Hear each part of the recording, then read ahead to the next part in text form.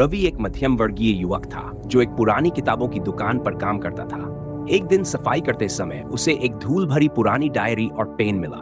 Pen बहुत साधारण दिखता था, लेकिन उसके ऊपर कुछ अजीब से अक्षर खुदे हुए थे जो रवि समझ नहीं सका। डायरी के पहले पन्ने पर लिखा था, जो कुछ भी इस पेन से लिखा जाएगा वह सच हो जाएगा, लेकिन सावधान, ये पेन देने से ज्यादा छीन लेता है।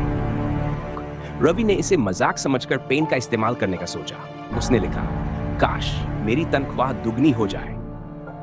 अगले ही दिन दुकान के मालिक ने उसे बुलाया और कहा, रवि, तुम्हारे काम से मैं बहुत खुश हूं। आज से तुम्हारी तनख्वाह दुगनी। रवि को यकीन नहीं हुआ। आने वाले दिनों में रवि ने अपने पेन से कई चीजें लिखी और हर बार वह सच हो गई। उसने एक नई बाइक मांगी और अगले दिन उसे लॉटरी में बाइक मिल गई। उसने अपनी मां के लिए नई नौकरी मांगी और वह मिल गई।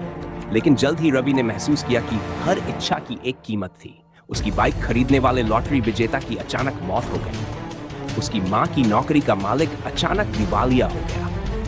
रवि ने समझा कि यह पेन जितना देता है उतना ही किसी और से छीन लेता है।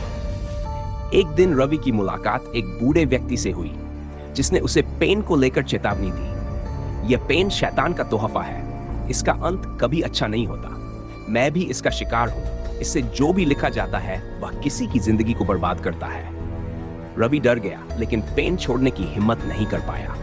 रवि ने एक रात पेन का इस्तेमाल किया और लिखा, काश मैं दुनिया का सबसे अमीर आदमी बन जाऊं। अगले दिन वह अमीर बन गया, लेकिन उसकी मां रहस्यमय तरीके से बीमार हो गई। डॉक्टर ने कहा कि वह किसी अजीब बीमारी से पीड़ित है। रवि को एहसास हुआ कि यह पेन की सजा है। रवि ने पेन से आखिरी बार लिखा, यह पेन अब हमेशा के लिए नष्ट हो जाए और इसके सारे प्रभाव खत्म हो जाए।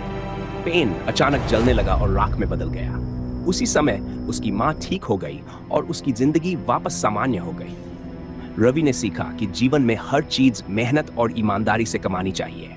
उस दिन के बाद उसने कभी भी शॉर्टकट लेने की कोशिश नहीं की। कभी कभी ज्यादा पाने की लालच हमें ऐसी चीजों में फंसा देती है जिसका अंजाम खतरनाक होता है।